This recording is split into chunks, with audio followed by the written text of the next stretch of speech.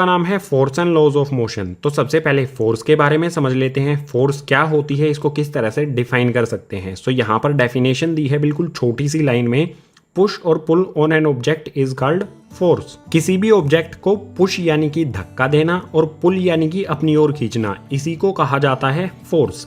अब इस डेफिनेशन में कुछ डिटेल्स नहीं है, तो फोर्स की एक अलग डेफिनेशन देख लेते हैं जिसमें कुछ डिटेल्स भी दी गई हैं। सो यहाँ पर हमें दिया है, it is defined as the push और pull on an object with mass that causes it to change its velocity. कोई ऑब्जेक्ट जिसका मास है, पुश और पुल करने पर उसकी वेलोसिटी में चेंज हो, तो वो किस वजह से होगा?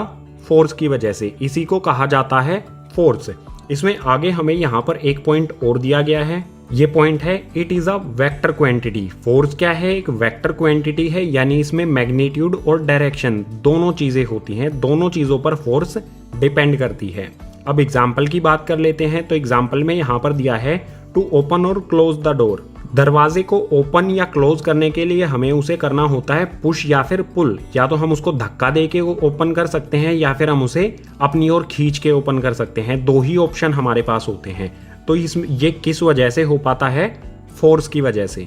यहाँ पर फोर्स की दो डेफिनेशन दी गई हैं, तो मैं आपको प्रीफर करूंगा सेकंड वाली डेफिनेशन। इसमें डिटेल के साथ एक्सप्लेन किया गया है फोर्स को। अब बात कर लेते हैं अफेक्ट्स। फोर्स के अफेक्ट्स यानी कि प्रभाव क्या क्या होते हैं। तो इसमें फर्स्ट पॉइंट है, force can move a stationary object. Suppose कीजिए एक बॉल है, रेस्ट की पोजीशन में है, स्टेशनरी पोजीशन में है, ये मूव नहीं कर रही है, एक ही जगह पर है। अब हम अपने इस पैर से इसको किक करते हैं, फोर्स इस पर अप्लाई करते हैं। जब हम इस बॉल को किक करेंगे तो ये इस डायरेक्शन में मूव करने लगेगी, और ये किस वजह से हो पाया? फोर्स की वजह से।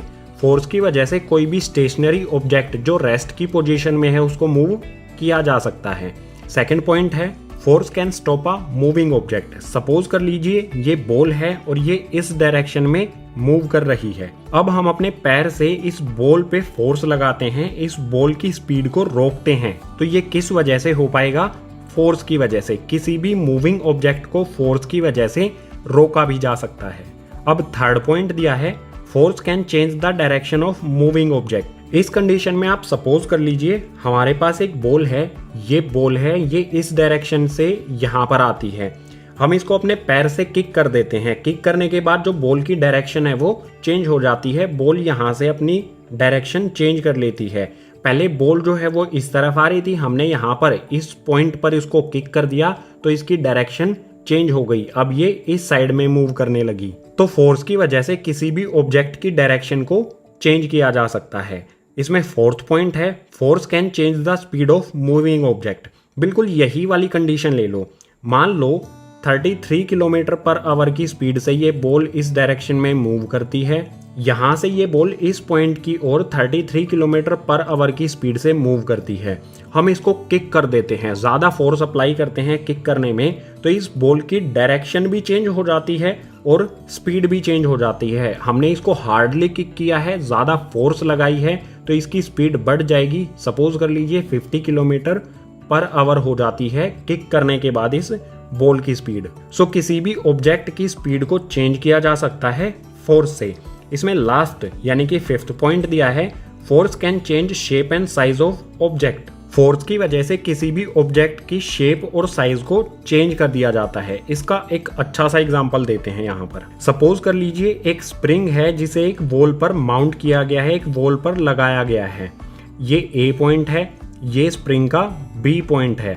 स्प्रिंग के ए पॉइंट को वॉल पे अटैच कर दिया गया है और बी पॉइंट, इस बी पॉइंट से हम इस स्प्रिंग को अपनी ओर खींचते हैं, इस पर फोर्स लगाते हैं, इसे पुल करते हैं, अपनी ओर इसे खींचते हैं। तो क्या होगा? स्प्रिंग की शेप चेंज हो जाएगी। फोर्स अप्लाई करने से पहले स्प्रिंग की शेप ऐसी है, फोर्स अप्लाई करने के बाद कैसी हो जाएगी? कुछ इस तरह से हो जाएगी। स्प्रिंग के जो टर्न्स हैं उनमें गैप आ जाएगा, इसकी शेप और साइज दोनों बदल जाएंगे जब हम इस पे फोर्स अप्लाई करेंगे। तो किसी भी ऑब्जेक्ट के शेप और साइज को फोर्स से चेंज किया जा सकता है। सो फोर्स के ये 5 अफेक्ट्स होते हैं। फोर्स की वजह से किसी भी ऑब्जेक्ट को मूव किया जा सकता है, स्टॉप किया जा सकता है, डायरेक्शन में चेंज किया जा सकता है, स्पीड में चेंज किया जा सकता है, शेप और साइज में भी चेंज किया जा सकता है किसी भी ऑब्जेक्ट की। अब फोर्स से ही रिलेटेड कुछ और पॉइंट्स को देख लेते हैं नेक्स्ट पेज पर। फोर्स से रिलेटेड हमें यहाँ पर कॉन्सेप्ट दिया है टाइप्स ऑफ फोर्सेस। किसी भी ऑब्जेक्ट पर जब दो या दो से ज़्यादा फोर्सेस वर्क करती हैं तो उनको हम डिवाइड कर सकते हैं दो पार्ट्स में। फर्स्ट बैलेंस्ड फोर्सेस और सेकंड अनबैलेंस्ड फोर्सेस। दोनों को एक एक करके समझ लेते हैं। पहले देख लेते हैं बैलेंस्ड फोर्सेस को। इसमें दिया है if the resultant of applied forces is equal to 0 then it is called balanced forces.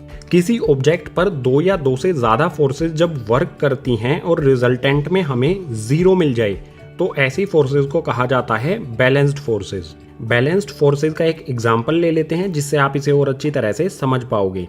हमारा ये एक बॉक्स है। इस बॉक्स पर राइट हैंड साइड से मैं अप्लाई करता हूँ 25 न्यूटन की फोर्स, और बिल्कुल इसी तरह से जो लेफ्ट हैंड साइड है बॉक्स की, लेफ्ट हैंड साइड से भी मैं अप्लाई कर देता हूँ 25 न्यूटन की फोर्स को। अब यहाँ पर हमें सिंपली फाइंड करना है रिजल्टेंट। रिजल्टेंट कैसे फाइंड करते हैं? जब फोर्स एक दूसरे के अपोजिट होती हैं तो हमें माइनस करना होता है। हमेशा बड़ी वाली टर्म में से छोटी वाली टर्म को माइनस करना है, लेकिन यहाँ पर क्या है, दोनों टर्म 25 न्यूटन 25 न्यूटन ये दोनों इक्वल हैं, तो किसी में से भी किसी को माइनस कर दो। 25 में से 25 को माइनस कर देंगे तो आ जाएगा 0 न्यूटन। इन दोनों फोर्सेस का जो रिजल्टेंट आया वो आ गया 0 न्यूटन। रिजल्टेंट अगर 0 है तो ऐसी फोर्सेस को कहा जाएगा बैलेंस्ड फोर्सेस। और हमेशा ध्यान रखना है जब भी फोर्सेस अपोजिट डायरेक्शन में वर्क करती हैं तो हमें माइनस करना होता है। सो रिजल्टेंट अगर 0 न्यूटन है तो ये फोर्सेस हो जाएंगी बैलेंस्ड फोर्सेस। सेकंड पॉइंट की बात करते हैं अनबैलेंस्ड फोर्सेस। इसमें दिया है if the resultant of applied forces is greater than 0 then it is called unbalanced forces. किसी भी ऑब्जेक्ट पर अप्लाई की गई ऐसी फोर्सेस जिनका रिजल्टेंट 0 से बड़ा हो, ग्रेटर देन 0 यानी कि 0 से बड़ा हो, तो उन फोर्सेस को कहा जाएगा अनबैलेंस्ड फोर्सेस। इसका भी एग्जाम्पल ले लेते हैं। ये हमारा एक बॉक्स है। इस बॉक्स पर राइट हैंड साइड से मैं अप्लाई करता हूँ गाइज 150 न्यूटन की फोर्स। ये मैंने अप्लाई की राइट हैंड साइड से, और लेफ्ट हैंड साइड से यहाँ पर मैं अप्लाई कर देता हूँ 25 न्यूटन की फोर्स। सिंपल, दोनों फोर्सेस एक दूसरे के अपोजिट डायरेक्शन में हैं, तो रिजल्टेंट फाइंड करने के लिए क्या करेंगे, बड़ी वाली वैल्यू में से छोटी वाली वैल्यू को माइनस कर देंगे। सो मैं माइनस करूँगा 150 में से 25 को, तो आ जाएगा 125 न्यूटन। और 125 न्यूटन ये 0 से बड़ा है, यानी इस बॉक्स पर जो फोर्सेस वर्क कर रही हैं उनको हम कह सकते हैं अनबैलेंस फोर्सेस। क्यों कह सकते हैं? क्योंकि जो हमारा रिजल्टेंट आया वो 0 से बड़ा है। अब यहाँ पर एक इम्पोर्टेंट पॉइंट बता देता हूँ। जो हमारी फर्स्ट टाइप की बैलेंस्ड फोर्सेस हैं, इसमें कोई भी ऑब्जेक्ट मूव नहीं करेगा, ये बॉक्स मूव नहीं करेगा क्योंकि इस पे रिजल्टेंट फोर्स 0 है। और अनबैलेंस फोर्सेस वाली कंडीशन में बॉक्स मूव करेगा। किस डायरेक्शन में मूव करेगा? जिस डायरेक्शन में हाई फोर्स लगाई गई है। ये 150 न्यूटन की फोर्स इस डायरेक्शन में लगाई गई है तो बॉक्स भी इसी डायरेक्शन में ये मूव करेगा। सो ये थे हमारे फोर्सेस के दो टाइप। एग्जाम्पल के साथ हमने इन्हें अच्छी तरह से समझ लिया।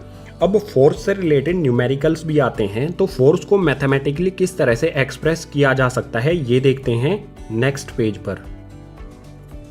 फर्स्ट वाले पेज पर हमने फोर्स की डेफिनेशन पढ़ी थी। It is defined as the push और pull on an object with mass that causes it to change its velocity.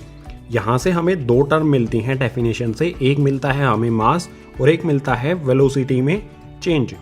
Chapter number 8 motion में वेलोसिटी चेंज को हम किस तरह से शो करते थे? फाइनल वेलोसिटी v माइनस में इनिशियल वेलोसिटी u अपॉन में टोटल टाइम, ये होता था चेंज इन वेलोसिटी। और ये किसका फॉर्मूला होता था गाइज? a यानी कि एक्सेलरेशन का। यानी हम सिंपली कह सकते हैं वेलोसिटी में चेंज को हम कहते हैं एक्सेलरेशन। यही एक्सेलरेशन की डेफिनेशन होती है। सो यहाँ पर हम फोर्स की बात कर रहे हैं, तो फोर्स का फॉर्मूला क्या होगा? फोर्स को हम शो करते हैं कैपिटल F से। F का फॉर्मूला यहाँ पर क्या बनेगा? सिंपली यहाँ पर हमें दिया गया है मास और चेंज इट्स वेलोसिटी, ऑब्जेक्ट की वेलोसिटी में चेंज, जिसे हम कह सकते हैं एक्सेलरेशन। इन दोनों का मल्टीप्लीकेशन या फिर कह सकते हैं प्रोडक्ट। सो मास को शो करते हैं स्मॉल m से और एक्सेलरेशन स्मॉल a। फोर्स का फॉर्मूला हो गया m इंटू ए, मास इंटू एक्सेलरेशन। बात करते हैं फोर्स की SI यूनिट की, तो वो यहीं से हम डिराइव करते हैं। जो हमारा मास है, मास की SI यूनिट क्या होती है? किलोग्राम। सो आ गया हमारा किलोग्राम।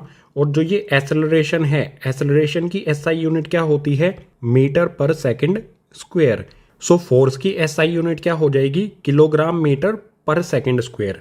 ये होता है हमारा न्यूटन के इक्वल, जिसे हम कैपिटल एन से शो करते हैं। सो यहाँ पर दिया है SI unit of force, force की एसआई यूनिट होती है गाइज न्यूटन, जिसे कैपिटल एन से शो किया जाता है। सो यहाँ पर हमने फोर्स से रिलेटेड बेसिक कॉन्सेप्ट्स को समझ लिया है। अब नेक्स्ट पेज पर देखेंगे laws of motion, Newton's laws of motion. इसमें दिया है Newton studies the ideas of Galileo and gave the 3 laws of motion. Newton ने गैलीलियो के आइडियाज को स्टडी किया और मोशन के 3 लॉ बनाए, नियम बनाए। इनमें सबसे पहले है फर्स्ट लॉ ऑफ मोशन, दूसरा है सेकंड लॉ ऑफ मोशन और तीसरा है थर्ड लॉ ऑफ मोशन। अब इन तीनों को एक एक करके बिल्कुल डिटेल में समझेंगे। सबसे पहले देखेंगे first law of motion. First law of motion के साथ ही इससे रिलेटेड कॉन्सेप्ट इनर्शिया और मोमेंटम भी हम पढ़ेंगे। उसके बाद नेक्स्ट वाले कॉन्सेप्ट पर जाएंगे। सो नेक्स्ट पेज से स्टार्ट करते हैं first law of motion. So first law of motion में हमें दिया है any object at rest remains in the state of rest and any object in motion will continue in motion along a straight line with uniform speed until it is compelled by an external force to change its state. First law of motion की statement में हमें दिया है कि कोई object rest की state में है तो वो रेस्ट की स्टेट में ही रहेगा, और कोई ऑब्जेक्ट मोशन की स्टेट में है स्ट्रेट लाइन पर यूनिफॉर्म स्पीड से तो वो मोशन में ही रहेगा जब तक कोई एक्सटर्नल फोर्स उसकी स्टेट को चेंज नहीं कर देती। किसी भी ऑब्जेक्ट की 2 स्टेट होंगी, या तो वो रेस्ट में होगा या वो मोशन में होगा। तो जो ऑब्जेक्ट रेस्ट में है वो रेस्ट में ही रहेगा, जो ऑब्जेक्ट मोशन में है स्ट्रेट लाइन पर यूनिफॉर्म स्पीड से वो मोशन में ही रहेगा जब तक उस पर कोई एक्सटर्नल फोर्स अप्लाई नहीं की जाती। इसे एग्जाम्पल से समझ लेते हैं और अच्छी तरह से आपका ये क्लियर हो जाएगा। सपोज कीजिए हमारी ये फुटबॉल है, ये पॉइंट ए पर है, इसे हमें मूव कराना है पॉइंट बी की तरफ। कैसे कराएंगे मूव? क्या ये फुटबॉल अपने आप से पॉइंट ए से पॉइंट बी की तरफ मूव करेगी? ये अभी रेस्ट की पोजीशन में है तो ये रेस्ट की पोजीशन में ही रहेगी, अपने आप से ये मूव नहीं करेगी। अब मूव कराने के लिए करना क्या होगा, हम क्या करेंगे, इसे अपने पैर से किक करेंगे। हमने एक एक्सटर्नल फोर्स इस पर अप्लाई की अपने पैर से, तो ये क्या करेगी, ए पॉइंट से बी पॉइंट की तरफ मूव करना स्टार्ट कर देगी। सो बिल्कुल सिंपल कंक्लूजन यहाँ से निकलता है, बॉल रेस्ट में है तो रेस्ट में ही रही, तब तक रेस्ट में रही जब तक हमने इस पे अपने पैर से एक फोर्स अप्लाई ना की। ये फुटबॉल पॉइंट ए पर रेस्ट की स्टेट में थी, इसकी स्टेट को चेंज करने के लिए हमने अप्लाई की एक्सटर्नल फोर्स अपने पैर से, तो इसकी स्टेट चेंज हो गई। तो किसी भी ऑब्जेक्ट की स्टेट को चेंज करने के लिए हमें अप्लाई करनी होगी एक्सटर्नल फोर्स। यही है फर्स्ट लॉ ऑफ मोशन। एक और एग्जांपल ले लेते हैं। सपोज कीजिए हमारी ये एक कार है, ये मूव करती है एक स्ट्रेट लाइन में यूनिफॉर्म स्पीड से, और मान लीजिए इस कार पे कोई भी एक्सटर्नल फोर्स वर्क नहीं करती है, तो ये कार मोशन में ही रहेगी स्ट्रेट लाइन में यूनिफॉर्म स्पीड से। अगर इस कार की स्टेट को चेंज करना है, मोशन से इसे रेस्ट में लेके आना है, तो हमें ब्रेक अप्लाई करने होंगे। ब्रेक अप्लाई करने से क्या होगा, इसके टायर्स पर फोर्स लगेगी जो इसको रेस्ट की पोजीशन में लेके आ जाएंगे। सो किसी रेस्ट वाले ऑब्जेक्ट को मूव कराने के लिए एक्सटर्नल फोर्स अप्लाई करनी होती है, और किसी मूविंग ऑब्जेक्ट को रेस्ट की पोजीशन में लाने के लिए, रेस्ट की स्टेट में लाने के लिए भी उस पे फोर्स अप्लाई करनी होती है। अगर हमें रेस्ट से मोशन की स्टेट में लेके जाना है या मोशन से रेस्ट की स्टेट में लेके आना है, तो एक्सटर्नल फोर्स ही वर्क करेगी, हमें उस ऑब्जेक्ट पर एक्सटर्नल फोर्स अप्लाई करनी होगी। यही है guys first law of motion. So first law of motion के बाद नेक्स्ट पेज पर देख लेते हैं इनर्शिया।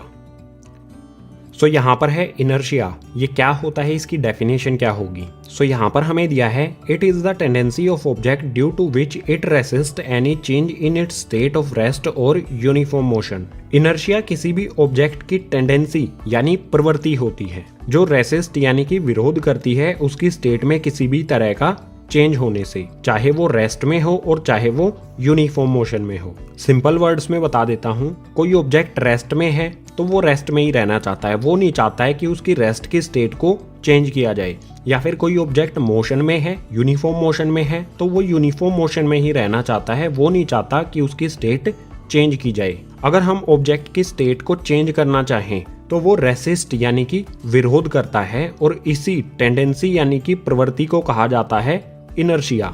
इसको और अच्छी तरह से समझ लेते हैं एग्जाम्पल की हेल्प से। सो सपोज कीजिए ये कार है, रेस्ट की पोजीशन में है, इसके पीछे से मैं फोर्स अप्लाई करता हूँ, थोड़ी सी फोर्स मैं इस पे अप्लाई करता हूँ। फोर्स अप्लाई करने के बाद भी ये कार रेस्ट में ही है। फोर्स अप्लाई करने के बाद इसे मूव करना चाहिए था, मोशन में आना चाहिए था, लेकिन ये अभी भी रेस्ट में ही है। क्यों रेस्ट में है? क्योंकि कार, इसे हम ऑब्जेक्ट भी कह सकते हैं, ये ऑब्जेक्ट अपनी स्टेट में कोई भी चेंज नहीं करना चाहता, ये रेसिस्ट करता है किसी भी तरह के चेंज होने का। तो जब मैं इसे थोड़ा सा पुश करता हूँ, ये अपनी स्टेट को चेंज नहीं करेगी, अपनी स्टेट में किसी भी तरह का चेंज नहीं लेकर आएगी। इसी को कहा जाता है इनर्शिया, इसी प्रवृत्ति को। अब इनर्शिया में ही हमें कुछ पॉइंट्स दिए गए हैं, इनको समझ लेते हैं। फर्स्ट पॉइंट है inertia of any object measured by its mass. किसी भी ऑब्जेक्ट का इनर्शिया मास से मेजर किया जाता है। किसी भी ऑब्जेक्ट में कितना मास है, उसी से हमें पता चलता है इनर्शिया। अब मास क्या होता है गाइज? मास को हम मेजर करते हैं, मापते हैं किलोग्राम में। सिंपल वर्ड्स में ये कह सकते हैं इनर्शिया डिपेंड करता है ऑब्जेक्ट के मास पर। सेकेंड पॉइंट में दिया है inertia is directly proportional to the mass. किसी भी ऑब्जेक्ट का इनर्शिया डायरेक्टली प्रोपोर्शनल होता है ऑब्जेक्ट के मास से। यानी अगर मास बढ़ेगा तो इनर्शिया भी बढ़ेगा, अगर मास कम होगा तो इनर्शिया भी कम होगा। सेकंड वाले पॉइंट को एग्जांपल की हेल्प से समझ लेते हैं। इनर्शिया डायरेक्टली प्रोपोर्शनल होता है मास के।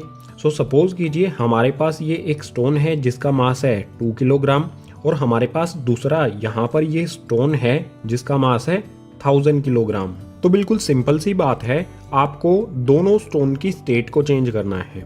सबसे पहले आप क्या करोगे, इस 2 किलोग्राम वाले स्टोन की स्टेट को चेंज करने का ट्राई करोगे। इसका मास 2 किलोग्राम है तो आप इजीली इसकी स्टेट को चेंज कर पाओगे। अभी ये रेस्ट में है, आप अपने हाथ से इसे पिक कर लोगे। इसका मास कम है तो इनर्शिया भी कम होगा, ये ज्यादा रेसिस्ट नहीं कर पाएगा। बहुत कम फोर्स में ही इसकी स्टेट को चेंज किया जा सकता है। अगर बात करें 1000 किलोग्राम वाले स्टोन की, हमें इसकी स्टेट में चेंज लेके आना है, हम इसे पुश करेंगे।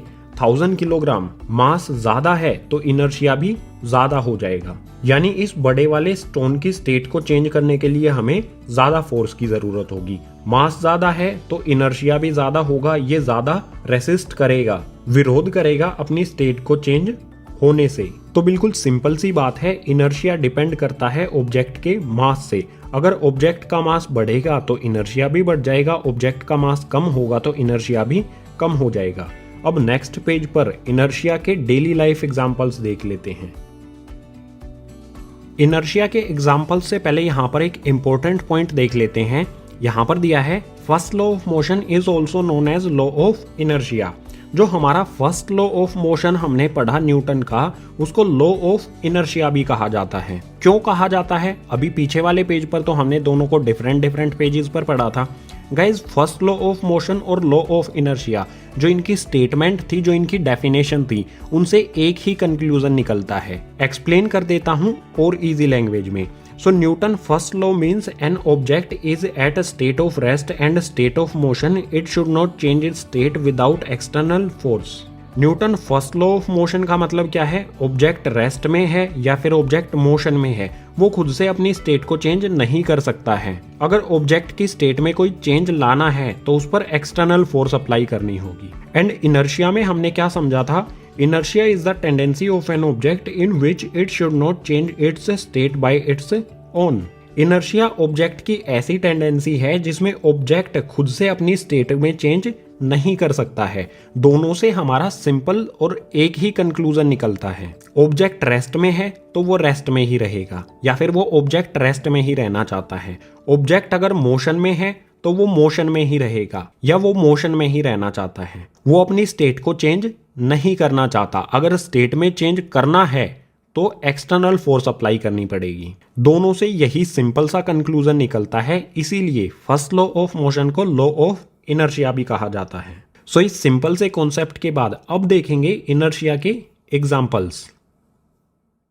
सो इनर्शिया के एग्जाम्पल ले लेते हैं। इसमें सबसे पहले सपोज कर लीजिए ये एक बस है, रेस्ट की स्टेट में है और इसके अंदर आप यहाँ पर खड़े हो, आप भी रेस्ट की स्टेट में हो।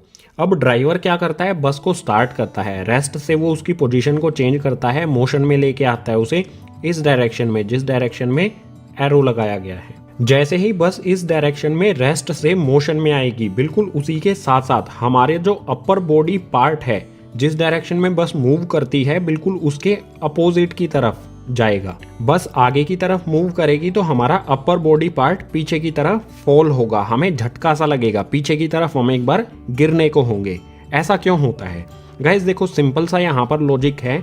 स्टार्टिंग में बस रेस्ट की पोजीशन में थी, बॉडी भी हमारी रेस्ट की पोजीशन में थी। हमारी बॉडी रेस्ट में ही रहना चाहती है, बस आगे की तरफ मूव करना स्टार्ट करती है, लेकिन हमारी बॉडी जो रेस्ट में थी वो उसी स्टेट में रहना चाहती है, वो कोई भी चेंज नहीं चाहती। तो इसी वजह से जो हमारा अपर बॉडी पार्ट है वो पीछे की तरफ बैकवर्ड फॉल होता है। अगर हम बस के हैंडल्स को ना पकड़े तो हम इसमें पीछे की ओर गिर भी सकते हैं। तो यहाँ पर ये बैकवर्ड फॉल हमारा क्यों होता है? इनर्शिया की वजह से, क्योंकि हमारी बॉडी स्टेट चेंज नहीं करना चाहती। बिल्कुल इसी तरह से सपोज कर लीजिए जो बस है ये मोशन में है, इसके अंदर हम खड़े हैं, बस के साथ साथ हम भी मोशन में होंगे। बस एकदम से ब्रेक अप्लाई कर देती है। जैसे ही बस ब्रेक अप्लाई करती है तो हमारा अपर बॉडी पार्ट किस डायरेक्शन में फॉल करता है? फॉरवर्ड डायरेक्शन में, आगे की तरफ। ये आगे की तरफ हमें एक झटका सा लगता है। अगर हम नहीं पकड़ेंगे हैंडल्स को तो हम आगे की तरफ गिर भी सकते हैं। बस मोशन में थी, ब्रेक अप्लाई करके बस रेस्ट में आ गई, लेकिन हमारी बॉडी अभी भी मोशन में ही रहना चाहती है, वो किसी भी तरह की स्टेट में चेंज नहीं चाहती इनर्शिया की वजह से। इसलिए हम थोड़ा सा आगे की तरफ फॉल होते हैं, थोड़ा सा हमें झटका लगता है। अगर हम इसको हैंडल को नहीं पकड़ेंगे तो हम गिर भी सकते हैं। सो चाहे हम बैकवर्ड फॉल करें चाहे हम फॉरवर्ड फॉल करें, जब बस रेस्ट से मोशन में आती है तो पीछे की तरफ फॉल होता है, हमारा गिरने हो जाते हैं हम। और जब मोशन से रेस्ट में आती है बस तो हम आगे की तरफ गिरने लगते हैं। ये क्यों होता है? इनर्शिया की वजह से। इनर्शिया का यहाँ पर एक और एग्जाम्पल है। ये एक ग्लास है, इसके ऊपर ये एक हार्ड शीट है और इसके ऊपर है एक कॉइन। इस शीट को हम एकदम से हटा देंगे। जैसे ही हम इस शीट को हटाएंगे जो कॉइन है वो इस ग्लास में गिर जाएगा। शीट को हमने इस साइड में खींच दिया एकदम से, लेकिन कॉइन इसके साथ नहीं गया। कॉइन अपनी स्टेट में कोई भी चेंज नहीं करना चाहता, वो रेस्ट में है। पहले शीट रेस्ट में थी, कॉइन भी रेस्ट में था। शीट एकदम से मोशन में आई और यहाँ से हट गई, लेकिन कॉइन क्या करता है? इनर्शिया की वजह से, अपने इनर्शिया की वजह से उसी स्टेट को मेंटेन करने का ट्राई करता है और यहीं पर रह जाता है। अब कॉइन के नीचे शीट तो हट गई तो कॉइन ग्लास में गिर जाता है। सो ये थे हमारे कुछ डेली लाइफ एग्जाम्पल इनर्शिया के। अब नेक्स्ट पेज पर देखते हैं गाइज मोमेंटम को। सो यहाँ पर है मोमेंटम। मोमेंटम क्या होता है, इसकी डेफिनेशन क्या होगी? तो यहाँ पर दिया है product of mass and velocity of an object is called momentum. किसी ऑब्जेक्ट के मास और वेलोसिटी के प्रोडक्ट को ही कहा जाता है मोमेंटम। अगर ऑब्जेक्ट का मास और वेलोसिटी इन दोनों को मल्टीप्लाई कर दिया जाए तो उसी को कहेंगे हम मोमेंटम। इसमें पॉइंट दिया है हमें first, it also called the power of a moving object. Momentum को मूविंग ऑब्जेक्ट की पावर भी कहा जाता है। कोई भी ऑब्जेक्ट जब मूव करता है जिसका मास होता है तो उसमें एक पावर आ जाती है जिसे मोमेंटम कहा जाता है। इसका एक एग्जांपल दे देता हूँ। सपोज कीजिए आपके फ्रेंड हैं, उनके पास एक टेनिस बॉल है जिसका कुछ मास है m। वो उस टेनिस बॉल को आपके ऊपर थ्रो करता है, यानी उसकी कुछ वेलोसिटी भी है। मास हो गया, वेलोसिटी हो गई बॉल की। वो बॉल आपकी बॉडी के किसी पार्ट को हिट करती है तो वहां पर हमें पेन होता है, वहां पर हमें चोट लग जाती है। क्यों लग जाती है? क्योंकि उसमें एक पावर आ गई और उसी पावर को कहा जाता है मोमेंटम। तो कोई भी ऑब्जेक्ट जिसका मास हो और उसकी वेलोसिटी हो उसमें एक पावर होती है जिसे मोमेंटम कहते हैं। बिल्कुल सिंपल हो गया यहाँ पर। नेक्स्ट पॉइंट दिया है it is denoted by p। Momentum को स्मॉल p से डिनोट किया जाता है। अब मोमेंटम को मैथमेटिकली हम किस तरह से एक्सप्रेस कर सकते हैं ये भी देख लेते हैं। मोमेंटम जिसे हम स्मॉल p से शो करते हैं ये किसके इक्वल होगा? मास इनटू वेलोसिटी के। मोमेंटम क्या होता है हमें डेफिनेशन में ही यहाँ पर दिया गया है, ये प्रोडक्ट होता है मास और वेलोसिटी का किसी भी ऑब्जेक्ट की। सो यहाँ पर प्रोडक्ट का मतलब क्या होता है? मल्टीप्लिकेशन। अगर हम मास और वेलोसिटी को मल्टीप्लाई कर दें तो मोमेंटम हो जाएगा। सो मास को हम शो करते हैं स्मॉल m से, वेलोसिटी को हम शो करते हैं स्मॉल v से। सो ये हो गया हमारा मोमेंटम का फॉर्मूला। अब नेक्स्ट यहाँ पर बात आएगी SI यूनिट। मोमेंटम की SI यूनिट क्या होगी? मोमेंटम को किस यूनिट में मापा जाएगा? तो यहाँ पर सिंपली मास की SI यूनिट क्या होती है? किलोग्राम, और जो वेलोसिटी है इसकी एसआई यूनिट क्या होती है, मीटर पर सेकंड। सो किलोग्राम मीटर पर सेकंड ये हो जाएगी यहाँ पर मोमेंटम की एसआई यूनिट। इस यूनिट में मोमेंटम को मेजर किया जा सकता है, मापा जा सकता है। आगे यहाँ पर नेक्स्ट पॉइंट दिया है, momentum increases with increase of either mass और velocity of an object. Momentum increase यानी कि बढ़ेगा, चाहे मास में इंक्रीमेंट हो चाहे वेलोसिटी में इंक्रीमेंट हो। अगर किसी ऑब्जेक्ट का मास बढ़े तो भी मोमेंटम बढ़ेगा, अगर किसी ऑब्जेक्ट की वेलोसिटी बढ़े तो उस कंडीशन में भी मोमेंटम इंक्रीज होगा, बढ़ेगा। यानी मैं डायरेक्ट ये कह सकता हूँ P यानी कि मोमेंटम ये डायरेक्टली प्रोपोर्शनल होता है मास के, और बिल्कुल इसी तरह से P यानी कि मोमेंटम ये डायरेक्टली प्रोपोर्शनल होता है वेलोसिटी के। यहाँ से हम एक सिंपल कंक्लूजन निकाल सकते हैं, मास बढ़ने पर मोमेंटम बढ़ेगा, मास कम होने पर मोमेंटम कम होगा। वेलोसिटी बढ़ने पर मोमेंटम बढ़ेगा और वेलोसिटी कम होने पर मोमेंटम भी कम होगा, क्योंकि मोमेंटम मास और वेलोसिटी दोनों के डायरेक्टली प्रोपोर्शनल है।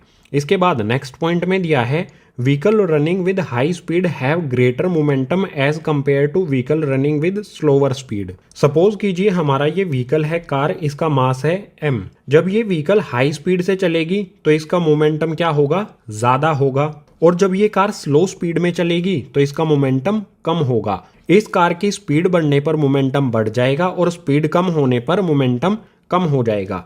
हम यहाँ पर स्पीड की जगह, जो हमारी ये स्पीड है इसकी जगह पर वेलोसिटी का भी यूज कर सकते हैं, या फिर जो ये वेलोसिटी है इसकी जगह स्पीड का भी यूज कर सकते हैं। अब मोमेंटम में ही हमें लास्ट पॉइंट दिया है, small object moving with greater velocity have high momentum. छोटे ऑब्जेक्ट जिनकी वेलोसिटी ज्यादा होती है उनका मोमेंटम बहुत ज्यादा हाई होता है, यानी उनमें बहुत ज्यादा पावर होती है। एग्जाम्पल दे दो इसका एक अच्छा सा, बुलेट होती है, जो गन में डलती हैं बुलेट, उनका मास बहुत कम होता है, वो बहुत छोटे साइज की होती हैं, बहुत स्मॉल साइज ऑब्जेक्ट होता है। जब बुलेट को किसी पे फायर किया जाता है तो उसकी वेलोसिटी बहुत ज्यादा होती है और वो ज्यादा इम्पैक्ट करती है टारगेट को, क्योंकि उसका मोमेंटम हाई होता है। तो छोटे ऑब्जेक्ट या फिर ऐसे ऑब्जेक्ट जिनका मास कम है, अगर उनकी वेलोसिटी ज्यादा है तो उनका मोमेंटम भी हाई हो सकता है।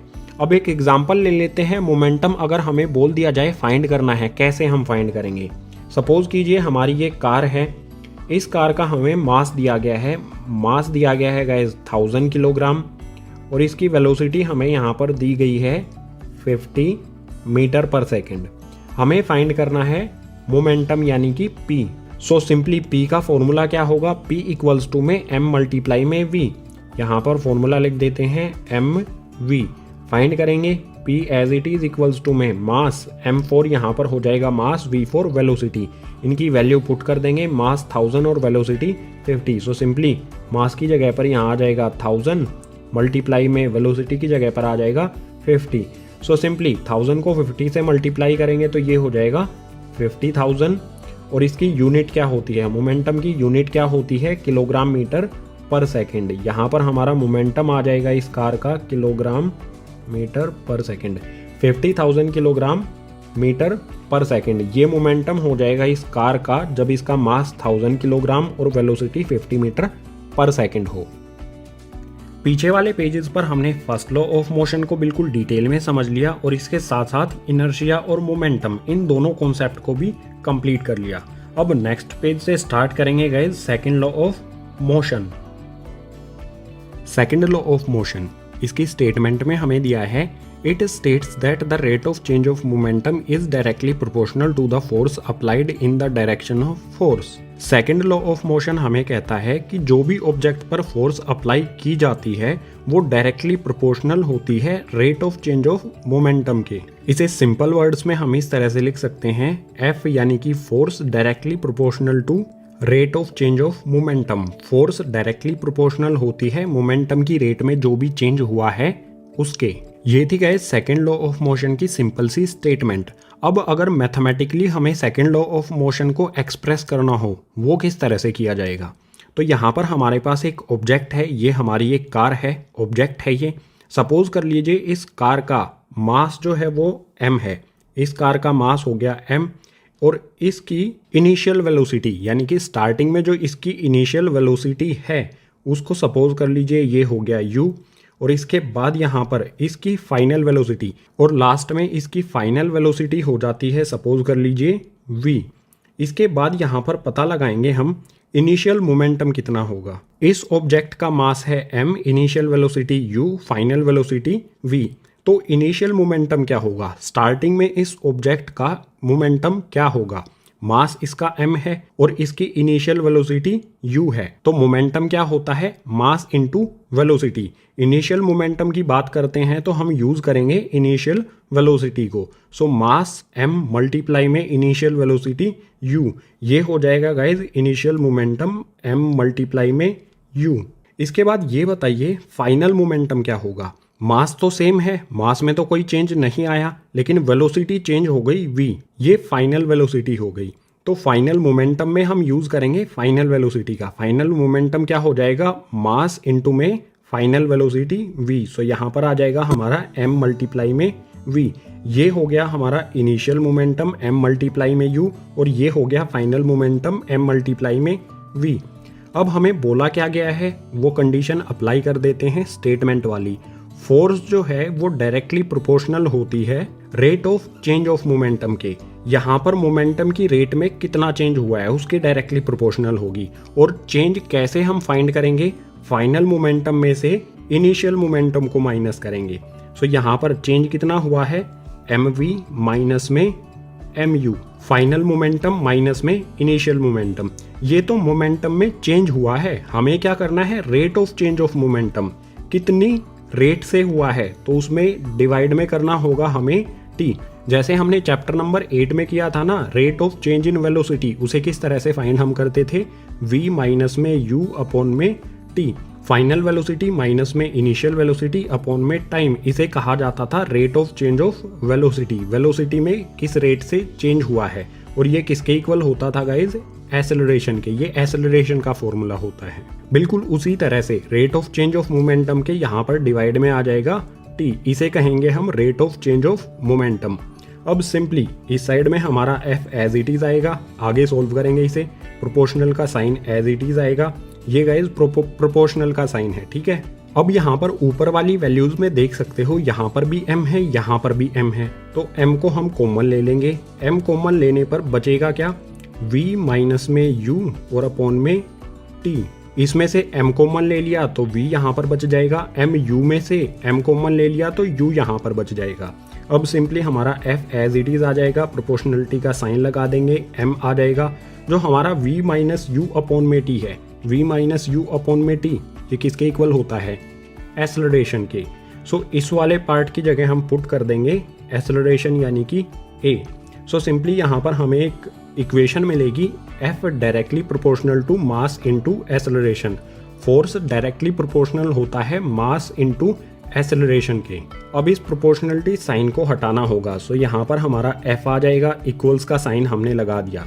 प्रोपोर्शनलिटी साइन को हटाने के लिए हमें एक प्रोपोर्शनल कांस्टेंट की ज़रूरत होगी। सो प्रोपोर्शनल कांस्टेंट ले लेते हैं k। इस प्रोपोर्शनल को हटाने के लिए हमने कांस्टेंट प्रोपोर्शनल ले लिया k। उसके बाद हमारा ma मास इनटू एक्सेलरेशन ये एज इट इज आ जाएगा। सो फोर्स क्या होगी हमारी, F इक्वल्स टू में KMA, जहाँ पर k क्या है हमारा प्रोपोर्शनल कांस्टेंट। अगर इस प्रोपोर्शनल कांस्टेंट अगर हम k इक्वल्स टू में 1 रख दें, k की वैल्यू यहाँ पर हम 1 रख देते हैं, तो हमारा फोर्स का फॉर्मूला क्या हो जाएगा गाइज, F इक्वल्स टू में मास इनटू एक्सेलरेशन। k की वैल्यू 1 होने पर m और a को 1 में मल्टीप्लाई करेंगे, इसकी जगह पर हमने 1 पुट किया तो 1 को ma से मल्टीप्लाई करेंगे तो ma ही रहेगा। सो फोर्स का हमारा फॉर्मूला आ जाएगा सेकेंड लॉ ऑफ मोशन में, F equals to mass into acceleration. अब आप कहोगे k की वैल्यू 1 क्यों रखी आपने, इसे भी एक्सप्लेन कर देता हूँ गाइज। यहाँ पर देखो, ध्यान से समझना इस चीज़ को। सपोज कीजिए हमारा कोई ऑब्जेक्ट है जिसका मास है गाइज 1 किलोग्राम। बिल्कुल इसी तरह से उसका एक्सेलरेशन है गाइज a इक्वल्स टू में 1 मीटर पर सेकेंड स्क्वायर, और उस पे हम फोर्स अप्लाई करते हैं F इक्वल्स टू में 1 न्यूटन। अब जो भी हमें ये 3 टर्म्स की वैल्यू दी गई हैं, इसको हम इस फॉर्मूले में पुट कर देंगे। इस फॉर्मूले को यहाँ पर लिख लेता हूँ मैं, F इक्वल्स टू में KMA, मास की जगह, एक्सेलरेशन की जगह और फोर्स की जगह, सबकी जगह हमें 1 1 1 पुट कर देना है। सो फोर्स की जगह पर मैंने पुट किया 1 इक्वल्स टू में आ जाएगा k। इसके बाद मास की जगह पर मैं पुट करूंगा 1, उसके बाद एक्सेलरेशन की जगह फिर से पुट करूंगा मैं 1। अब यहाँ पर देखो इस साइड में तो हमारा ये वाला 1 एज इट इज आएगा, इक्वल्स टू में क्या होगा, k को हम 1 से मल्टीप्लाई करेंगे, k को 1 से मल्टीप्लाई करेंगे k ही रहेगा, k को फिर से 1 से मल्टीप्लाई करेंगे k ही रहेगा। यानी इन तीनों को एक दूसरे से मल्टीप्लाई करेंगे तो यहाँ पर आ जाएगा k। सो k की वैल्यू हमने 1 क्यों पुट की, पता चल गया आपको। ये कांस्टेंट प्रोपोर्शनल होता है, यानी इसकी वैल्यू कभी भी चेंज नहीं होगी। So second law of motion से हमें एक फॉर्मूला मिला F इक्वल्स टू ma, यानी कि फोर्स इक्वल्स टू में मास इनटू एक्सेलरेशन। और फोर्स की यूनिट सबको पता है ना, फोर्स की यूनिट क्या होती है, न्यूटन। हमने सेकेंड लॉ ऑफ मोशन को स्टेप बाय स्टेप मैथमेटिकली यहाँ पर एक्सप्रेस किया। ये काफी इंपॉर्टेंट कॉन्सेप्ट है गाइस इस चैप्टर का, ये आपको समझना जरूरी है। अगर समझ नहीं आया है तो यहाँ से इसको दोबारा से वीडियो को पीछे कीजिए, यहाँ से इसे दोबारा से देख लीजिए। अब सेकेंड लॉ ऑफ मोशन में ही नेक्स्ट पेज पर देख लेते हैं इसके कुछ एग्जाम्पल्स। इस पेज पर हम सेकेंड लॉ ऑफ मोशन के कुछ एग्जाम्पल्स लेंगे और हर एक एग्जाम्पल से एक कंक्लूजन निकालेंगे। सो फर्स्ट एग्जाम्पल यहाँ पर है, हमारे पास इसमें 2 बॉल है। ये बॉल है हमारी जिसका मास है 5 किलोग्राम और इसी प्रकार की एक और बॉल है, इसका भी मास है 5 किलोग्राम। अब जो फर्स्ट वाली बॉल है इस पर मैं फोर्स अप्लाई करता हूँ इस डायरेक्शन में 50 न्यूटन की, और जो सेकंड वाली बॉल है इस पर मैं अप्लाई करता हूँ 10 न्यूटन की फोर्स। फर्स्ट वाली बॉल पर ज्यादा फोर्स अप्लाई की है, सेकंड वाली बॉल पे कम फोर्स अप्लाई की है। अब आप ये बताइए, जो फर्स्ट वाली बॉल है जिसपे 50 न्यूटन की फोर्स हमने अप्लाई की है, ये ज्यादा एक्सेलरेट होगी या सेकंड वाली बॉल जिसपे हमने 10 न्यूटन की फोर्स अप्लाई की है? सिंपल सी बात है, जिसपे ज्यादा फोर्स अप्लाई की है वो ज्यादा एक्सेलरेट होगी। फर्स्ट वाली बॉल ज्यादा एक्सेलरेट होगी, इसकी वेलोसिटी जल्दी चेंज होगी, और सेकंड वाली बॉल जिसपे हमने 10 न्यूटन की फोर्स लगाई है ये धीरे धीरे एक्सेलरेट होगी as compare to first ball. So यहाँ से हम एक कंक्लूजन निकाल सकते हैं कि जो फोर्स है वो डायरेक्टली प्रोपोर्शनल होती है एक्सेलरेशन के। अगर फोर्स ज्यादा होगी तो एक्सेलरेशन भी जल्दी से होगा, यानी एक्सेलरेशन भी ज्यादा होगा। अगर फोर्स कम होगी तो एक्सेलरेशन भी धीरे धीरे होगा, या फिर कह सकते हैं एक्सेलरेशन कम होगा। तो सिंपल बात यहाँ से निकल के आती है, force directly proportional to acceleration. Second example ले लेते हैं, ये आप हो, आप एक ट्रॉली को अपने साथ खींचते हो जिसका मास है 10 किलोग्राम फर्स्ट कंडीशन में, और सेकंड कंडीशन में आप क्या करते हो, 2 ट्रॉलीज को इकट्ठा खींचते हो, दोनों का मास यहाँ पर हो जाता है 20 किलोग्राम। अब आप यहाँ पर ये बताइए कि जो 10 किलोग्राम की ट्रॉली है या फिर जो 20 किलोग्राम की ट्रॉली है, किसको पुल करने में, खींचने में अपने साथ साथ ज्यादा फोर्स की जरूरत होगी? 10 किलोग्राम वाली ट्रॉली को खींचने में हमें कम फोर्स लगेगी और 20 किलोग्राम वाली ट्रॉली को खींचने में हमें ज्यादा फोर्स लगेगी। सो इस वाले एग्जाम्पल से हम क्या कंक्लूजन निकाल सकते हैं कि फोर्स जो है वो डायरेक्टली प्रोपोर्शनल होती है मास के। अगर किसी ऑब्जेक्ट का मास बढ़ेगा तो हमें ज्यादा फोर्स अप्लाई करनी होगी, और किसी ऑब्जेक्ट का मास कम होगा तो हमें कम फोर्स अप्लाई करनी होगी। मास ज्यादा है तो इसे खींचने में हमें ज्यादा फोर्स की जरूरत होगी, और मास कम है तो इसे खींचने में हमें कम फोर्स की जरूरत होगी। तो सिंपल वर्ड्स में फोर्स डायरेक्टली प्रोपोर्शनल होती है मास के। अब थर्ड वाली कंडीशन पर आ जाओ। थर्ड वाली कंडीशन में हमारे पास 2 बॉल हैं, दोनों का मास है 5 किलोग्राम, इसका भी 5 किलोग्राम, इसका भी 5 किलोग्राम। जो फर्स्ट वाली बॉल है इस पर मैं फोर्स अप्लाई करता हूँ गाइस 50 न्यूटन की, और जो सेकंड वाली बॉल है इस पे मैं अप्लाई करता हूँ 10 न्यूटन की फोर्स। अब आप मुझे ये बताइए, फर्स्ट वाली बॉल को ए से बी पॉइंट पर पहुंचना है और सेकंड वाली बॉल को भी ए से बी पॉइंट पर पहुंचना है, किसे ज्यादा टाइम लगेगा और किसे कम टाइम लगेगा? दोनों का मास सेम है, जिस बॉल पर हमने ज्यादा फोर्स अप्लाई की है वो जल्दी पहुंचेगी ए से बी पॉइंट पर, जिस पर हमने कम फोर्स अप्लाई की है वो ज्यादा टाइम लेगी ए से बी पॉइंट पर पहुंचने में। सो सिंपली यहाँ से हम कंक्लूजन निकाल सकते हैं, फोर्स जो है वो इनवर्सली प्रोपोर्शनल होता है टाइम के। अगर फोर्स ज्यादा होगी तो टाइम कम लगेगा। फर्स्ट कंडीशन में आप देख सकते हो, फोर्स हमने ज्यादा लगाई तो ए से बी पॉइंट पर पहुंचने में इसे कम टाइम लगेगा, और फोर्स अगर कम होगी, हमने अगर 10 न्यूटन की फोर्स कम फोर्स लगाई तो इसे ज्यादा टाइम लगेगा ए से बी पॉइंट पर पहुंचने में। सो किसी भी ऑब्जेक्ट पर जब हम फोर्स ज्यादा लगाएंगे तो टाइम कम लगेगा, और फोर्स कम लगाएंगे तो टाइम ज्यादा लगेगा। ये हमने फोर्स से रिलेटेड कुछ एग्जांपल्स देख लिए हैं और हर एक एग्जांपल से हमने यहाँ पर एक कंक्लूजन निकाला है। फोर्स डायरेक्टली प्रोपोर्शनल होती है एक्सेलरेशन के, यानी फोर्स बढ़ेगी तो एक्सेलरेशन भी बढ़ेगा, फोर्स कम होगी तो एक्सेलरेशन भी कम होगा। सेकंड में हमने पता लगाया फोर्स डायरेक्टली प्रोपोर्शनल होता है मास के। मास बढ़ेगा किसी ऑब्जेक्ट का तो हमें ज़्यादा फोर्स की ज़रूरत होगी, मास कम होगा किसी ऑब्जेक्ट का तो कम फोर्स की हमें ज़रूरत होगी। और थर्ड में हमने पता लगाया force inversely proportional to 1/t, force inversely proportional to time. Force ज़्यादा होगी तो कम टाइम लगेगा, फोर्स कम होगी तो ज़्यादा टाइम लगेगा। इस कंडीशन में एक दूसरे का उल्टा होता है फोर्स और टाइम। ये सेकंड लॉ ऑफ मोशन के एग्जांपल्स थे। अब सेकंड लॉ ऑफ मोशन का हम अपनी डेली लाइफ में किस तरह से यूज़ करते हैं ये देख लेते हैं नेक्स्ट पेज पर। सो यहाँ पर है second law of motion in our daily life. Second law of motion का हम अपनी डेली लाइफ में किस तरह से यूज करते हैं या फिर applications of second law of motion. आपने कभी ना कभी क्रिकेट खेला होगा, खेला नहीं होगा तो देखा जरूर होगा। तो पहला एग्जाम्पल या फिर पहला यूज यहाँ पर हमारा क्रिकेट से रिलेटेड ही ले लेते हैं। क्रिकेट में जब भी कोई प्लेयर बॉल को कैच करता है, सपोज कीजिए ये एक प्लेयर है और इसके पास बॉल आती है उड़ती हुई। जैसे ही बॉल इसके हाथ को टकराती है, ये अपने हाथों को बॉल को पकड़ के अपने हाथों को पीछे की डायरेक्शन में मूव करता है। ऐसा क्यों करता है गाइज? जो ये बॉल है इसका कुछ मास होगा और ये मूव कर रही है तो इसकी कुछ ना कुछ वेलोसिटी भी होगी। किसी भी ऑब्जेक्ट का मास और वेलोसिटी होना यानी उसमें एक पावर है और उस पावर को कहा जाता है मोमेंटम। तो जैसे ही बॉल इसके हाथ को टच करेगी, ये अपने हाथों को पीछे की ओर लेके आएगा। जो बॉल की वेलोसिटी है उसे धीरे धीरे कम करेगा ताकि ये बॉल इसके हाथों को हर्ट ना करे, नुकसान ना पहुंचा सके, इसे चोट ना पहुंचा पाए। इस बॉल की वेलोसिटी को धीरे धीरे कम करेगा। वेलोसिटी कम होने पर क्या होगा? मोमेंटम कम हो जाएगा। इस बॉल की जो पावर है मास और वेलोसिटी की वजह से वो कम हो जाएगी और एक पॉइंट ऐसा आएगा जब ये अपने हाथों को रोक लेगा, वेलोसिटी वहां पर 0 हो जाएगी तो मोमेंटम भी इस बॉल का 0 हो जाएगा। So second law of motion की ये सिंपल सी एप्लीकेशन है जिसे हम अपनी डेली लाइफ में यूज करते हैं। यहाँ पर क्रिकेट में दिखाया गया है लेकिन इसका कई जगह पर हम इस्तेमाल करते हैं। जब हम स्कूल जाते थे तो हमारे टीचर डंडे से पिटाई करते थे, हाथ पे डंडे से पिटाई करते थे। हम क्या करते थे? धीरे धीरे हाथों को एकदम से नीचे की तरफ लेके जाते थे ताकि जो डंडे का इम्पैक्ट है वो कम किया जा सके, हमें कम चोट लगे उस डंडे से। जैसे ही डंडा हमारे हाथ को लगता था हम अपने हाथों को नीचे की तरफ लेके जाते थे ताकि डंडे की वेलोसिटी को कम किया जा सके, और वेलोसिटी कम हो गई तो उसकी पावर भी कम हो जाती है। एक और एग्जांपल ले लेते हैं सेकंड लॉ ऑफ मोशन का, जब हम इसे अपनी डेली लाइफ में यूज करते हैं। आपने इस टाइप का गेम देखा होगा, हाई जंप वाला। प्लेयर इस साइड से दौड़ के आता है और इस डंडे के ऊपर से कूदता है, उसके बाद इस साइड में वो प्लेयर लैंडिंग करता है या फिर गिर जाता है। इस साइड में यहाँ पर कुछ मैट्रेस लगाए गए हैं, गद्दे लगाए गए हैं।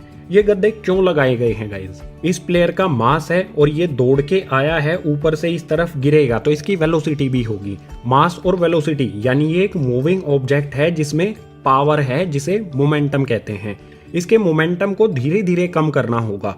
धीरे धीरे इसके मोमेंटम को कम करने के लिए ही यहाँ पर यूज किए गए हैं मैट्रेसेस। ये प्लेयर जैसे ही इन मैट्रेसेस पर लैंडिंग करेगा, यहाँ पर टकराएगा या फिर कह सकते हैं स्ट्राइक करेगा, ये मैट्रेसेस कंप्रेस होंगे और इस प्लेयर की वेलोसिटी को धीरे धीरे 0 की तरफ लेके जाएंगे और लास्ट में 0 कर देंगे। धीरे धीरे ये मैट्रेसेस इस प्लेयर की वेलोसिटी को कम कर देंगे जब इससे ये टकराएगा, यानी इसके मोमेंटम को बिल्कुल 0 कर देंगे। वेलोसिटी 0 हो जाएगी तो मोमेंटम भी 0 हो जाएगा और धीरे धीरे वेलोसिटी कम होने से इसे कोई चोट नहीं लगेगी। अब आप सपोज कर लीजिए इन मैट्रेसेस की जगह पर यहाँ रोड होता तो क्या होता? वेलोसिटी जो है इसकी जैसे ही वो रोड से टकराता इंस्टेंट वेलोसिटी 0 हो जाती। मैट्रेसेस की कंडीशन में सपोज कर लीजिए 2 सेकंड लगेंगे वेलोसिटी को 0 होने में, और अगर यहाँ पर रोड होता तो उस कंडीशन में क्या होता? 0.01 सेकंड से भी कम टाइम में वेलोसिटी 0 हो जाती।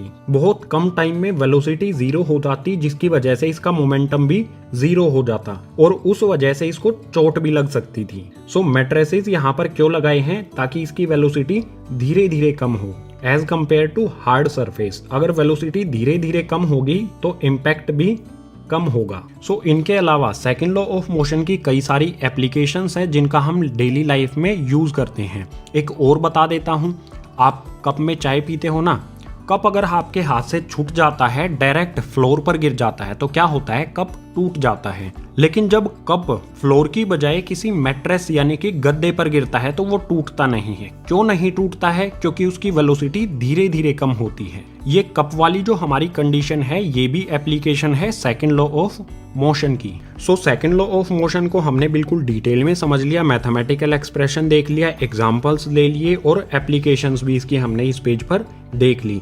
अब नेक्स्ट पेज पे शुरू करते हैं guys, third law of motion. अभी तक हमने फर्स्ट लॉ ऑफ मोशन के साथ साथ इनर्शिया और मोमेंटम को कंप्लीट कर लिया था और पीछे वाले पेजेस पर हमने सेकंड लॉ ऑफ मोशन को भी कंप्लीट कर लिया। अब नेक्स्ट पेज से स्टार्ट करेंगे guys third law of motion. Third law of motion के बाद हमारा एक इजी सा कॉन्सेप्ट और बचेगा, कंजर्वेशन ऑफ मोमेंटम का। सो पहले थर्ड लॉ ऑफ मोशन को अच्छी तरह से समझेंगे एग्जांपल्स के साथ, उसके बाद इस कॉन्सेप्ट को भी कंप्लीट करेंगे। थर्ड लॉ ऑफ मोशन इसमें दिया है, it states that if a body exerts a force on a second body, the second body exerts a force that is equal in magnitude and opposite in direction. Third law of motion की statement हमें यहाँ पर दी गई है और इस statement में हमें बोला गया है कि अगर कोई एक बॉडी किसी सेकंड दूसरी बॉडी पर फोर्स एक्सर्ट करती है तो वो सेकंड बॉडी भी इक्वल और अपोजिट डायरेक्शन में फर्स्ट वाली बॉडी पर फोर्स एक्सर्ट करेगी। इसे सिंपल वर्ड्स में बता देता हूँ। सपोज कीजिए ये बॉक्स है, मैं इस पे अप्लाई करता हूँ, फोर्स एक्सर्ट करता हूँ 50 न्यूटन की, तो ये बॉक्स भी मेरे ऊपर 50 न्यूटन की बिल्कुल इक्वल फोर्स मेरे ऊपर एक्सर्ट करेगा। और अपोजिट डायरेक्शन में मैं इस डायरेक्शन में इस बॉक्स पर फोर्स लगाता हूँ तो ये बॉक्स भी मेरे ऊपर इस डायरेक्शन में, जिस डायरेक्शन में मैं लगाता हूँ, इसके अपोजिट डायरेक्शन में मेरे ऊपर फोर्स लगाएगा। मैंने 50 न्यूटन की फोर्स इस पे लगाई, एक्सर्ट की इस डायरेक्शन में, और ये बॉक्स मेरे पे बिल्कुल अपोजिट डायरेक्शन में, मैंने इस डायरेक्शन में की थी, बॉक्स मेरे पे इस डायरेक्शन में फोर्स एक्सर्ट करेगा बिल्कुल इक्वल। मैंने 50 न्यूटन की है तो ये भी 50 न्यूटन एक्सर्ट करेगा। यानी हम किसी भी ऑब्जेक्ट या किसी भी बॉडी पर फोर्स लगाते हैं तो वो ऑब्जेक्ट भी हमारे ऊपर बिल्कुल उतनी ही क्वांटिटी में, उतने ही मैग्नीट्यूड में, अपोजिट डायरेक्शन में फोर्स लगाता है। बिल्कुल सिंपल स्टेटमेंट है ये थर्ड लॉ ऑफ मोशन की। थर्ड लॉ ऑफ मोशन की बिल्कुल एक छोटी सी स्टेटमेंट और यहाँ पर दी गई है। इसमें दिया गया है guys, every action has an equal and opposite reaction. हम किसी भी ऑब्जेक्ट पर कोई भी एक्शन करते हैं तो उसका रिएक्शन होता है जो बिल्कुल इक्वल होता है फोर्स में और अपोजिट डायरेक्शन में होता है। ये एक सिंपल सी और डेफिनेशन हो सकती है, स्टेटमेंट हो सकती है guys third law of motion की। सिंपल है और अंडरस्टैंडिंग भी है ये। इसके बाद यहाँ पर हमें 2 पॉइंट और दिए गए हैं, एग्जाम्पल के साथ साथ इन दोनों पॉइंट को समझेंगे। यहाँ पर फर्स्ट पॉइंट में दिया है, force exerted by first body is action. यहाँ पर मैंने 50 न्यूटन की जो फोर्स इस बॉक्स पे अप्लाई की थी, एक्सर्ट की थी, इसको क्या कहा जाएगा? एक्शन कहा जाएगा। फर्स्ट बॉडी जो फोर्स लगाती है उसे एक्शन कहा जाएगा। सो यहाँ पर मैंने क्या किया? एक्शन किया। अब सेकंड पॉइंट में दिया है, force exerted by second body is reaction, और इस बॉक्स ने क्या किया? अपोजिट डायरेक्शन में जितना मैंने इस पे एक्शन किया, 50 न्यूटन का एक्शन किया, तो इसने रिएक्शन किया। इसने जो मेरे पे वापस फोर्स लगाई इक्वल क्वांटिटी में, इक्वल मैग्नीट्यूड में, अपोजिट डायरेक्शन में, इसको कहा जाएगा रिएक्शन। सो इन दोनों पॉइंट से ये क्लियर हो जाता है कि जो फर्स्ट ऑब्जेक्ट है वो जो भी फोर्स एक्सर्ट करेगा, जो भी फोर्स अप्लाई करेगा, उसे कहा जाएगा एक्शन, और जो सेकंड ऑब्जेक्ट है वो इक्वल मैग्नीट्यूड में जो भी फोर्स अपोजिट डायरेक्शन में अप्लाई करेगा, एक्सर्ट करेगा, उसे कहा जाएगा reaction. So third law of motion में हर एक एक्शन का एक अपोजिट और इक्वल रिएक्शन होता है। एक्शन जो फर्स्ट बॉडी करती है और रिएक्शन जो सेकंड बॉडी करती है। अब थर्ड लॉ ऑफ मोशन के कुछ एग्जांपल्स ले लेते हैं। सबसे पहले यहाँ पर है वॉकिंग, जो हम पैदल चलते हैं। ये भी क्यों पॉसिबल है? थर्ड लॉ ऑफ मोशन की वजह से। एक्सप्लेन कर देता हूँ यहाँ पर। हमें वॉक करने के लिए या फिर पैदल चलने के लिए क्या करना होता है? हम अपने पैरों का यूज करते हैं। मैं अपने पैरों से ग्राउंड को पुश करता हूँ। हमेशा हम अपने पैरों से ग्राउंड को इस डायरेक्शन में पुश करते हैं जिस डायरेक्शन में ये एरो यहाँ पर बनाया गया है। मैं ग्राउंड को इस डायरेक्शन में पुश करता हूँ, मेरे पैर ग्राउंड पे इस साइड में एक्शन करते हैं, इस साइड में मैंने एक्शन किया तो बिल्कुल इसके अपोजिट डायरेक्शन में ग्राउंड क्या करेगा, मेरे ऊपर रिएक्शन करेगा। मैंने ग्राउंड पर इस डायरेक्शन में एक्शन किया, ग्राउंड को इस तरफ पुश किया तो ग्राउंड क्या करेगा, मुझे अपोजिट डायरेक्शन में इस डायरेक्शन में पुश कर देगा, रिएक्शन होगा ग्राउंड का ये। सो इस वजह से हमारी बॉडी आगे की तरफ हो जाती है। मैं ग्राउंड को इस डायरेक्शन में धक्का देता हूँ, ग्राउंड मुझे इसके अपोजिट डायरेक्शन में इस साइड धक्का दे देता है, इसलिए हमारी बॉडी आगे की तरफ बढ़ जाती है। इसी तरह से कर पाते हैं गाइज हम वॉकिंग। अब सेकंड एग्जांपल देख लेते हैं, जंपिंग फ्रॉम बोट। जब हम बोट से कूदते हैं तो बोट थोड़ी सी पीछे की तरफ जाती है। ये क्यों होता है, थर्ड लॉ ऑफ मोशन की वजह से। गाइज हम क्या करते हैं, हम आगे की डायरेक्शन में एक्शन करते हैं, हमने इस डायरेक्शन में जिस साइड एरो लगाया है मैंने यहाँ पर, इस डायरेक्शन में मैंने एक्शन किया, मैंने अपनी बॉडी और अपने पैरों को इस डायरेक्शन में मूव किया तो इसके अपोजिट क्या होगा, रिएक्शन होगा। मैंने एक्शन फोर्स इस साइड में फोर्स लगाई तो इसके अपोजिट यहाँ पर फोर्स लगेगी, जिसकी वजह से ये रिएक्शन फोर्स लगेगी, जिसकी वजह से पीछे की तरफ बोट मूव करती है। थोड़ा सा ये मूव करती है जब हम बोट से उतरते हैं। सो इस डायरेक्शन में एक्शन होगा तो बोट पीछे की तरफ जाएगी रिएक्शन की वजह से। इसके बाद यहाँ पर एक अच्छा सा और एग्जाम्पल आ जाता है रॉकेट।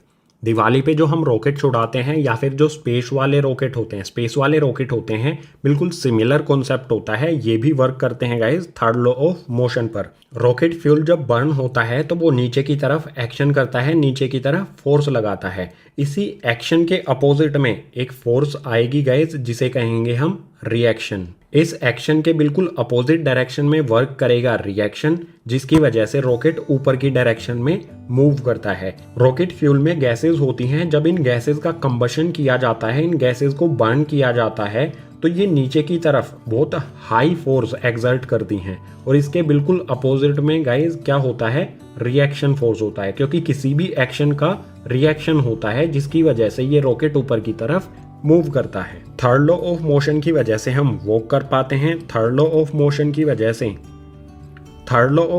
वजह से हम वॉक कर पाते हैं ग्राउंड पर। थर्ड लॉ ऑफ मोशन की वजह से जब हम बोट से जंप करते हैं तो बोट पीछे की डायरेक्शन में मूव करती है। इसके अलावा रॉकेट में भी क्या होता है, third law of motion, rocket ऊपर की डायरेक्शन में मूव इसलिए कर पाता है क्योंकि गैसेस जो हैं वो नीचे की तरफ फोर्स एक्सर्ट करती हैं, नीचे की तरफ वो एक्शन करती हैं और इसका अपोजिट रिएक्शन होता है ऊपर की डायरेक्शन में, इसलिए रॉकेट ऊपर की तरफ मूव करेगा।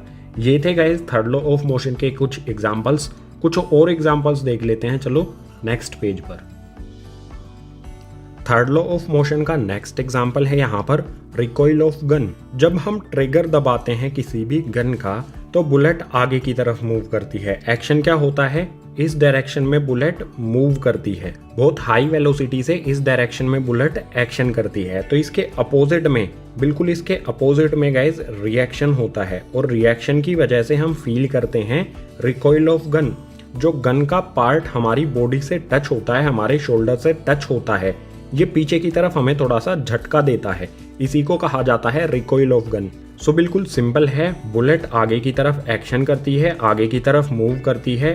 बुलेट ने इस साइड में एक्शन किया तो इसके बिल्कुल अपोजिट डायरेक्शन में रिएक्शन होता है, जिसे कहा जाता है रिकॉइल ऑफ गन, जो पीछे की तरफ हमें झटका लगता है। अब यहाँ पर पॉइंट ये है, बुलेट की वेलोसिटी तो बहुत हाई है, बुलेट तो बहुत तेजी के साथ चली गई, लेकिन गन ने बिल्कुल थोड़ा सा ही रिकॉइल किया। अगर बुलेट से कंपेयर करें तो रिकॉइल बहुत कम है। ऐसा क्यों होता है, क्योंकि गाइस बुलेट का मास बहुत कम होता है और गन जो है हमारी, इसका मास ज्यादा होता है। यहाँ पर एक्शन और रिएक्शन ये दोनों इक्वल हैं और एक दूसरे के अपोजिट डायरेक्शन में हैं। सपोज कर लीजिए हमारे पास दो ऑब्जेक्ट हैं, एक छोटा सा ऑब्जेक्ट है, एक बड़ा ऑब्जेक्ट है। मैं दोनों पर सेम फोर्स लगाता हूँ, इस पे मैं 50 न्यूटन की फोर्स लगाता हूँ और इस पे भी मैं 50 न्यूटन की फोर्स लगाता हूँ। कौन सा दूर तक जाएगा, जिसका मास कम होगा। जिसका मास कम है वो ज्यादा दूर तक जाएगा, जिसका मास ज्यादा है वो कम दूरी तक जाएगा। इसी वजह से जो बुलेट है वो हाई वेलोसिटी के साथ गई और जो गन है बुलेट की कंपेयर में उसका रिकॉइल बहुत कम होता है, क्योंकि इसका मास ज्यादा है। इन दोनों ऑब्जेक्ट पर अगर मैं 50-50 न्यूटन की फोर्स एक्सर्ट करूंगा तो इस वाले छोटे वाले जिसका मास कम है, इस वाले ऑब्जेक्ट की वेलोसिटी ज्यादा होगी, इस वाले ऑब्जेक्ट की वेलोसिटी कम होगी। यही कॉन्सेप्ट गाइज यहाँ पर होता है एप्लीकेबल। इसके बाद यहाँ पर है swimming. Third law of motion की वजह से ही हम स्विमिंग करते हैं। हम अपने हाथों से वाटर को इस डायरेक्शन में पुश करते हैं, फोर्स लगाते हैं वाटर पर, इस डायरेक्शन में हमने किया एक्शन, और बिल्कुल इसके अपोजिट डायरेक्शन में वाटर हमें पुश कर देता है, जिसे कहा जाएगा रिएक्शन। हमने वाटर पे अपने हाथों से इस डायरेक्शन में फोर्स लगाई, वाटर ने रिएक्शन फोर्स इस डायरेक्शन में बिल्कुल इसके अपोजिट डायरेक्शन में हम पे लगाई। इसी वजह से हमारी बॉडी स्विमिंग करते टाइम आगे की तरफ वाटर में मूव कर जाती है। सो स्विमिंग में भी एप्लीकेबल होता है थर्ड लॉ ऑफ मोशन। अब यहाँ पर गाइज एक इंपॉर्टेंट कॉन्सेप्ट समझ लेते हैं। रॉकेट वाला हमने पीछे पेज पर देख लिया था एग्जांपल। सपोज कीजिए नीचे की डायरेक्शन में 50 न्यूटन की फोर्स एक्सर्ट करती हैं ये गैसेस। नीचे की तरफ एक्शन होता है 50 न्यूटन का इन गैसेस की वजह से। तो ऊपर की ओर भी कितना होगा, रिएक्शन भी कितना होगा, 50 न्यूटन का बताया गया है, क्योंकि जितना गैसेस एक्शन करेंगे नीचे की डायरेक्शन में 50 न्यूटन की फोर्स एक्सर्ट करेंगी, तो बिल्कुल इसके अपोजिट और इक्वल अपोजिट डायरेक्शन में यानी कि ऊपर की ओर रिएक्शन होगा 50 न्यूटन फोर्स का। अब यहाँ पर इन दोनों में अगर हमें रिलेशन बनाना हो, इन दोनों फोर्स में एक्शन और रिएक्शन में, तो किस तरह से बनाएंगे गाइस? देखो सिंपल है, 50 न्यूटन की फोर्स हमने डाउनवर्ड नीचे की तरफ यहाँ पर गैसेज ने लगाई, हमने नहीं गैसेज ने लगाई, और बिल्कुल इसके अपोजिट 50 न्यूटन की फोर्स है, तो इसे हम बिल्कुल इस तरह से लिखेंगे 50 न्यूटन और 50 न्यूटन।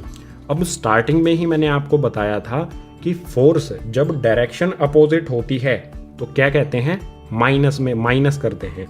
तो यहाँ पर देखो ये नीचे की तरफ है, ये ऊपर की तरफ है, ये वाला हमारा एक्शन है, ये वाला रिएक्शन है। तो रिएक्शन का साइन क्या होगा, माइनस में हो जाएगा, क्योंकि ये अपोजिट डायरेक्शन में है। जो रिएक्शन है वो हमेशा नेगेटिव होगा। इसे हम इस तरह से भी लिख सकते हैं। सपोज कीजिए किसी ऑब्जेक्ट पर मैं F फोर्स अप्लाई करता हूँ, तो रिएक्शन कितना होगा, ये मैंने एक्शन किया किसी भी ऑब्जेक्ट पर F, तो रिएक्शन कितना होगा, माइनस में F। बिल्कुल इक्वल होगा लेकिन अपोजिट डायरेक्शन में, और अपोजिट डायरेक्शन में कैसे पता चलेगा है, माइनस साइन से। So third law of motion से न्यूमेरिकल्स आएंगे तो एक्शन को हमेशा पॉजिटिव में रखना है और रिएक्शन को नेगेटिव में रखना है। यहाँ पर ये वाला कॉन्सेप्ट हमें हमेशा ध्यान रखना है थर्ड लॉ ऑफ मोशन से, ये काफ़ी इंपॉर्टेंट है गाइज। इसी कॉन्सेप्ट के साथ third law of motion complete हो गया। नेक्स्ट पेज पर देखते हैं कंजर्वेशन ऑफ मोमेंटम। चैप्टर का लास्ट कॉन्सेप्ट आता है कंजर्वेशन ऑफ मोमेंटम। मोमेंटम को हम पीछे पढ़ चुके हैं। मोमेंटम को हम शो करते हैं P से, और इसका फॉर्मूला क्या होता है, मोमेंटम इक्वल्स टू में m फॉर मास इंटू में v for velocity, mass into velocity. लेकिन यहाँ पर है कंजर्वेशन ऑफ मोमेंटम। ये क्या होता है, इसमें हमें दिया है when two or more objects act upon one another their total momentum remains constant provide no external force. जब कोई दो या दो से ज्यादा ऑब्जेक्ट एक दूसरे पर एक्ट करते हैं, यानी एक दूसरे से टकराते हैं, कोलाइड करते हैं, तो उनका जो टोटल मोमेंटम है वो कांस्टेंट रहता है। यानी टकराने से पहले का टोटल मोमेंटम दोनों ऑब्जेक्ट का और टकराने के बाद का टोटल मोमेंटम दोनों ऑब्जेक्ट का इक्वल रहता है। ये सिंपल सी बात हमें कही गई है कंजर्वेशन ऑफ मोमेंटम में। इसको एग्जांपल से समझ लेते हैं। सपोज कीजिए ये हमारा एक ऑब्जेक्ट है A और ये हमारा एक ऑब्जेक्ट है B। दोनों ऑब्जेक्ट सेम डायरेक्शन में मूव करते हैं। A ऑब्जेक्ट की वेलोसिटी हाई है, तो डेफिनेटली ये कभी ना कभी इस ऑब्जेक्ट B से टकराएगा, कोलाइड करेगा, या फिर कह सकते हैं इस पर एक्शन करेगा।